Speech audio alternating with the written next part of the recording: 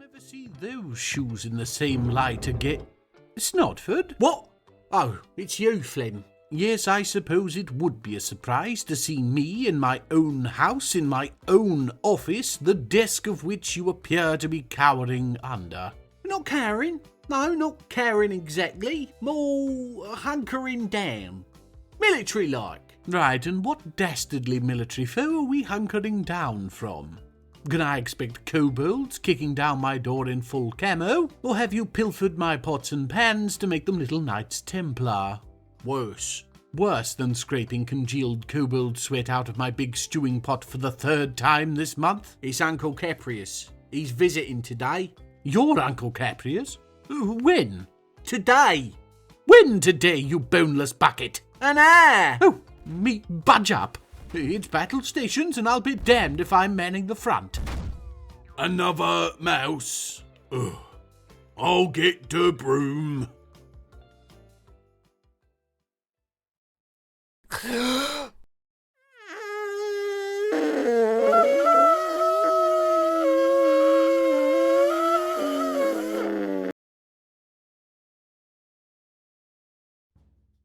Kutam ilunu dizu mead. Welcome one and all to the last hour of my life before I'm atomic wedgied into the next universe. No, in the fortress we all call Mirrorgleam, I guess. Things are going well for our soon-to-be deityless dwarves. Even managed to pull everybody except the ever-miserable Domas out below the jaundice of mift and into the seasick with joy. This change of moods has led me to believe that we're ready now for some new faces. So, the flyers are out, the column in What Fortress Paid For, and Eurist is spending at least 3 hours a day yodeling from the top of the Mirror of Destiny. We'll have new dwarves in no time. Let's all hope for some extra females. I've nothing against the males, but I know Einod is getting bored with the conversation topics. There's only so much talk about embroidery and jewellery she can take, apparently. And all this increase in happiness without a need for a change in alcohol. Aren't I good? And superfluous, because here comes Melville just ahead of the traders. It's been a few trips now since Melville completely changed her face, and you know, I think it's growing on her. Don't mind the vomit. That's it, just...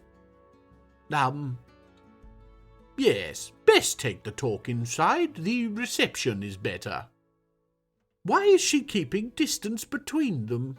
It's Eurist, he doesn't smell that bad.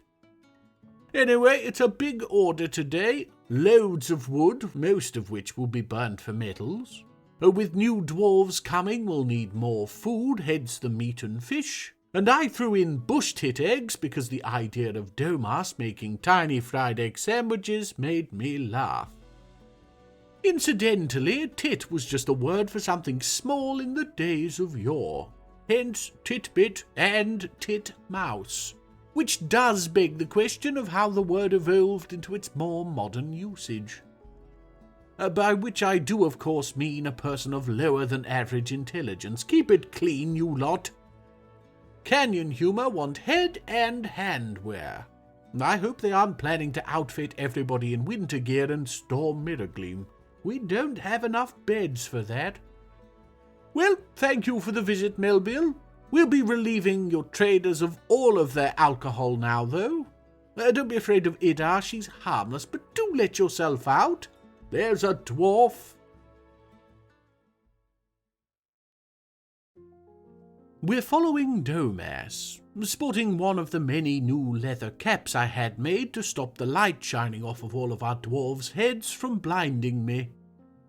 As previously mentioned, he's not a happy dwarf, and I'm thinking he's going to stay as such until we get 1 or 2 of his unmet needs satisfied. I have decided, upon excitement, fight, to technically help someone and arguably uphold tradition. Though, frankly, he's already doing that by being a sulky little so-and-so. From our traders we procured a spear and shield. both made from the finest steel prepared meals can buy. Foregoing armour for now, I think we should get Domas up and running as the Fort Militia Captain and One-Dwarf army.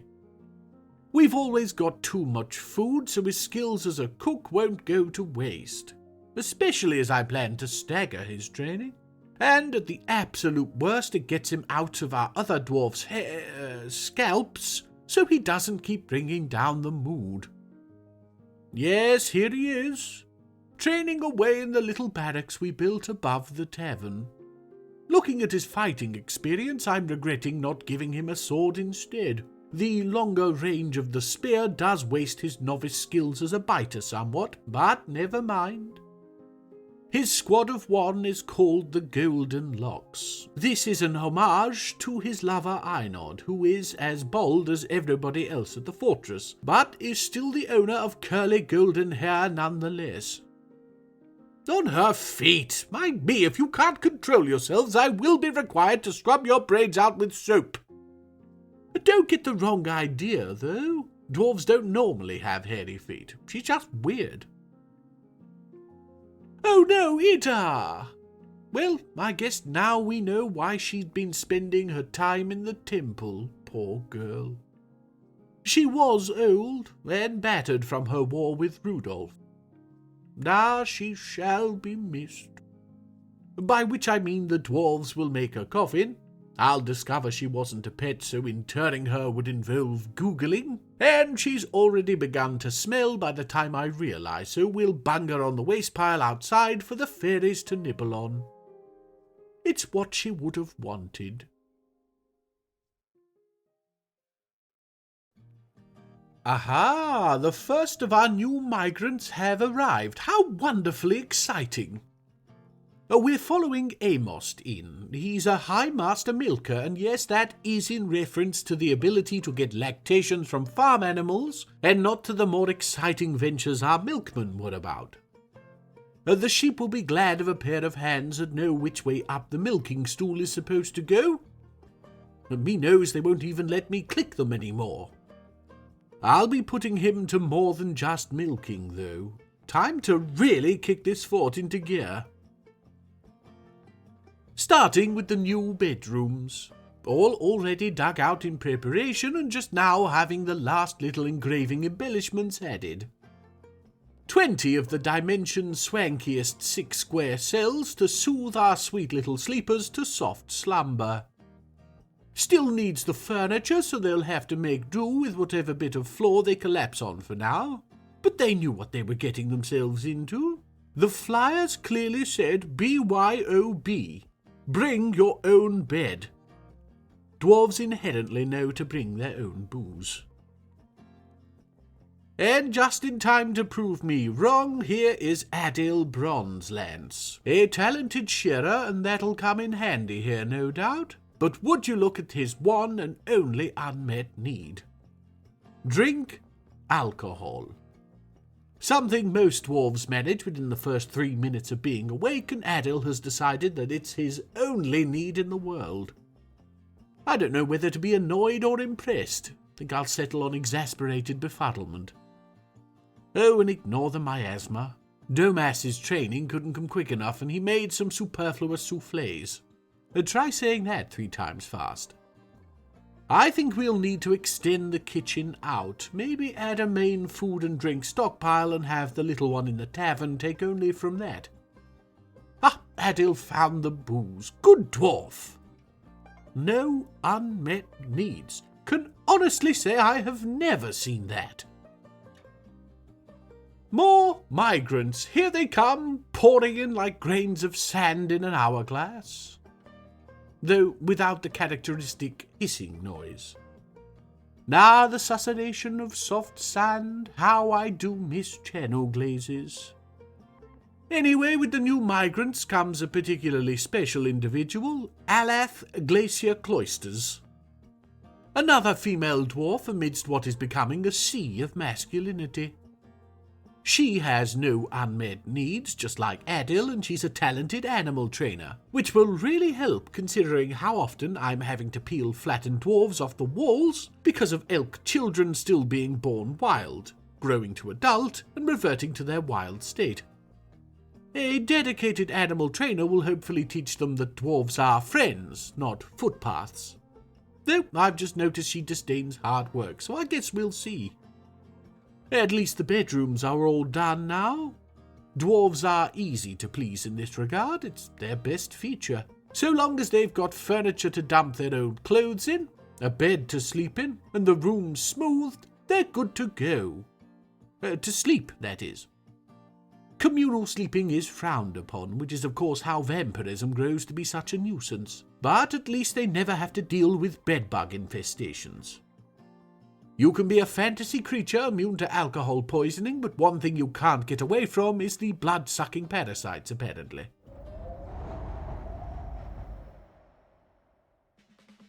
Oh, it's no use, Flem. I'm gonna go pre-whitewash my trousers.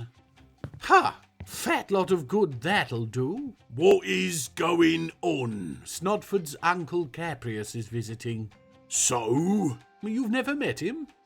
I thought you and Snodford went way back. No, I met him same day as you. When he asked to move in here, he told me he couldn't bear to leave you behind, starving in the cold at the orphanage where he practically raised you.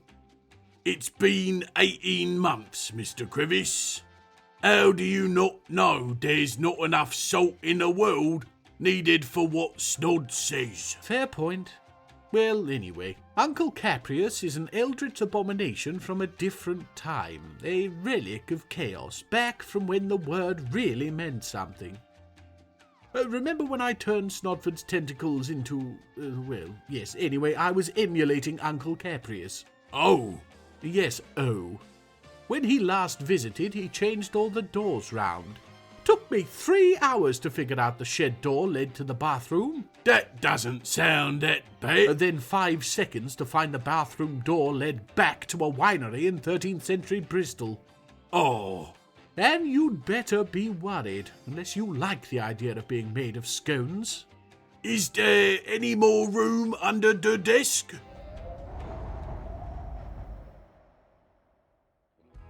Melville is back. Yes, that's right, it's been a whole year since the start of the episode. Doesn't time fly? I'm sure she'll find her way to having a conversation in the same room as Yoris this year. I saw him visit the whale in preparation. Yes, there we go. No trade request nonsense this time. 1 per episode is enough for anybody. Instead, we'll get straight into the actual trading. We don't have all too much for trading, really. We've fallen back on the old prepared meals because they're just so easy to do with a dedicated cook. But suffice to say, we bought the tit eggs. Now, I was continuing the work on the floor of the big circle, and in my many fevered tappings, I happened to just miss the mark. Now, personally, I don't think it's all that noticeable, but what do you all think? Do drop a message in the comments letting me know if you noted the mistake. Oh, and go ahead and subscribe if you haven't whilst you're there. We had a recent flow of wonderful individuals from Blind, and I'd be delighted to keep that influx rolling. Let's get trumpet sounds big enough together that Blind invites me to make silly noises on one of his videos. Imagine a legitimate professional like him having to say phlegm crevice. Marvellous! Oh, and you can calm down, I fixed it. Hehe. Well, this could have gone a damn sight worse than it did. Our hastily installed cage traps, which were supposed to just be for mountain gnomes, but have so far netted us reindeer, elk, and a falcon, have now seen fit to ensnare a bear. A polar bear, though being this far south by rights it should be a penguin. How on my dimension of destiny did a polar bear get so close to our fortress as to be caught in our entrance cage traps without us losing anything to it first? I mean, I suppose I have moved most everything inside the fortress for eventualities such as this, but dwarves still go outside. They don't go outside anymore, do they? Me, I hate cavern sickness. Ah, well, at least our Alath will have a real challenge on her hands now. We will keep it confined to its cage until we're absolutely certain it won't shred our dwarves like paper. Forget the civilization learning the mysteries of animal training. I'm doing it. Elk me once, shame on you. Oh, and talking of elk, I can't click on them now either, even after I wiped my cursor. Marvel now at this wonder of mining designation. Here you can see the plans and beginnings of what the true Mirrorgleam Tavern will be. To the south, space for 3 kitchens and 3 stills, with stockpile areas to either side for raw ingredients, and a large prepared meal and drink stockpile in the centre. 3 central pillars to hold what will be vaulted ceilings between dining areas for 30 dwarves to eat at once. To the east, a VIP area that will be specially furnished. North of this will be a stage with a dance floor and room for instruments. Then, to the north of the stage, 2 wings of 4 small dormitories for guests, with plans to expand if needs be. We won't be opening to the public until the plans for the big circle come to fruition, but our dwarves will sup and feed well in its majesty before then. And as though hearing the call of our new tavern through the icy wastes, our 20th and final migrant makes their way through the blizzard to join us. Everybody say hello to Iden, the talented potash maker. Okay, maybe I'm not missing channel glazes that much. Get yourself comfortable, Mr. Trade Virtue. There will be work for idle hands soon enough. And that's where we'll be leaving things. No pictures this episode, as I couldn't think of anything I particularly wanted to draw. But this state of affair won't last all that much longer, as I'd like us to crack the seal on the caverns for future fun I am planning to fiddle with. I say planning, but as usual it's more a sort of desperate scrabble towards something resembling coherence. I do my best. Very excited about our new polar bear. Going to get it trained as a war animal and have it assigned to Domas. I should probably give him a dwarf or 2 too. He must be lonely in his little barracks, but that's all next time speak, and now is now time, so let's speak now speak. I mentioned Blind's kind gesture earlier, but just wanted to add to all who followed his suggestion. Thank you so very much for your time and consideration. I hope you find Crumpet Sounds to be enjoyable for many years to come, because we don't plan on going anywhere. And to Blind, if you're watching, thank you. It can be a cold and lonely venture, this content creator lark, and I want you to know that your kindness is very much appreciated. As a computer-generated cowboy doll once said, "There's a snake in my boot." Anus Ashon, you most wonderful of individuals. Anus Ashon. Well, that went well, didn't it? What? And after you made such a fuss. What went well? Uncle Caprius's visit? Oh, he took my memory. Graham, hide the mirrors. What?